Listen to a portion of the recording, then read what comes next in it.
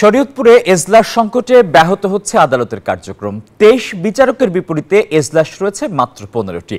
এজলাস আর office কক্ষ সংকটে দিন দিন প্রকট হয়ে উঠছে মামলা জট। তবে বরাদ্দ পেলে নতুন ভবনের নির্মাণ কাজ শুরুর কথা বলছে জেলা গণপূর্ত বিভাগ। বিধান মজুমদার অনির পাঠানো তথ্য এবং ছবিতে ডেস্ক রিপোর্ট।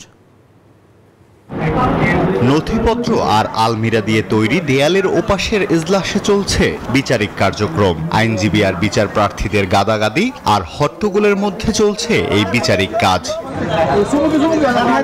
কিছু নথি টেবিলের নিচে, এখানে সেখানে।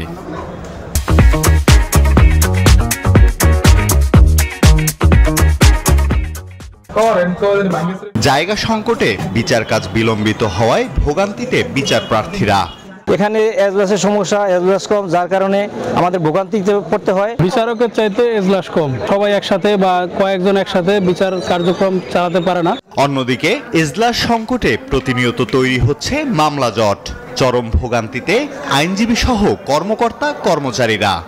স্টাফরা বা আমরা আইনজীবীরা বসার কোনো জায়গা পাচ্ছি না। লেখালেখি তো প্রশ্নই আসে না, বসতে গেলে শুধু 8 জন বসতে পারি। চারটেগুলো নাই বললেই চলে, যা অধিকাংশ ভাঙ্গা।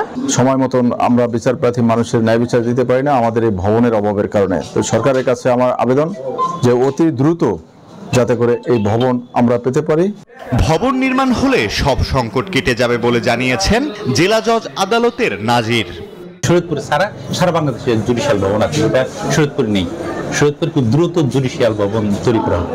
এদিকে জমি অধিগ্রহণ, ডিজিটাল সার্ভে, সয়েল টেস্ট সম্পন্ন হলেও বরাদ্দ না পাওয়ায় নতুন জুডিশিয়াল ম্যাজিস্ট্রেট ভবন নির্মাণ সম্ভব হচ্ছে না বলে জানিয়েছে গণপূর্ত বিভাগ। আমরা সয়েল টেস্ট করছি, ডিজিটাল সার্ভে করছি, এখন প্রকল্প অনুমোদন হইলে আমরা এই কাজটা শুরু করতে পারি। এখানে যে অফিসের যে এখন স্পেসের সমস্যা হচ্ছে, এটা ঠিক হয়ে যাবে। দ্রুত চিফ জুডিশিয়াল ম্যাজিস্ট্রেট আদালতের নতুন ভবনের জন্য বরাদ্দ দেওয়ার দাবি জানিয়েছেন সংশ্লিষ্টরা। Desk report, news 24।